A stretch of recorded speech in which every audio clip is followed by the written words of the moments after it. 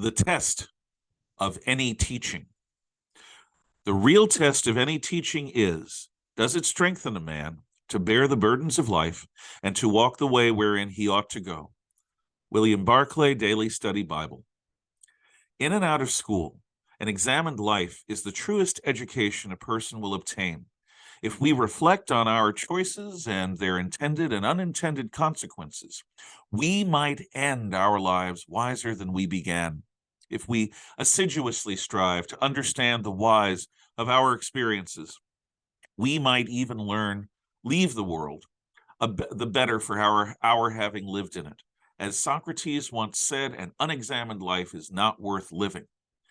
A person striving to both be and do good will never cease trying to learn worthwhile lessons from the choices and circumstances that they have witnessed. Diligence in service to making some sense out of the catalog of our experiences always adds depth to our awareness of both the true natures of human beings and of the wider world. From our infancy to our dotage, we are given opportunities to discover the meaning of our lives early on. It is natural for children to exhibit insatiable curiosity about such matters. Unless we are each careful to shepherd our capacity for wonder, we risk losing that spark that makes the world come alive. Skepticism can too easily become cynicism. Exhilaration easily becomes tedium. Most important in any teaching is the subtext that life is worth living and that the wonders of creation never cease. Great teachers inspire curiosity, cultivate wonder, and build the sinews of hope and courage in the minds and hearts of any student entrusted to their care. To do this, teachers must be both scrupulously honest and fully present in every moment spent with students. It is not methodology that excites young people, but rather the opportunity to learn worthwhile lessons from a trusted adult who has authentically legitimate life lessons to teach. For me, my vocation is to aspire to be and do all of these things in hopes of earning the trust of my students and of their families. Since I work with teenagers, this cannot be merely an exercise in solemnity. A certain irreverent humor and eagerness to find the inevitably ironic contradictions in the dramas of human history is necessary to appeal to the innately sarcastic curiosity of most teenagers. All of this is an art, not a science. Either a person is born with the potential to be a compelling teacher or they're not. Such a spark is akin to the fire inside any performer. Because we teachers are performers, engaged daily in improvisational storytelling, an irrepressible internal dynamism is every bit as important to us as it is to singers, actors, and stand-up comedians. My own vocation is to compellingly teach the history of our shared Western civilization. I am fortunate enough to get to explore how the definition of a fully enfranchised human being expanded from a solitary Egyptian god-king and a few oligarchical Mesopotamian astrologer priests to now include every single human being.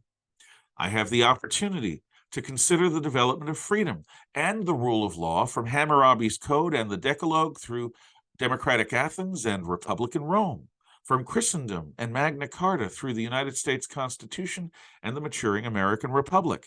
I am privileged to examine just how we went from cave paintings to moon landings, from the first guttural spoken words to Gutenberg's press to the World Wide Web. In this mission, I endeavor to be true to the past, to the character of my students, and to my own vision and talents. Because of the inescapable variabilities in the second and third truths, no one will ever teach the stories of the West as I do, and each year I will teach like never before or since.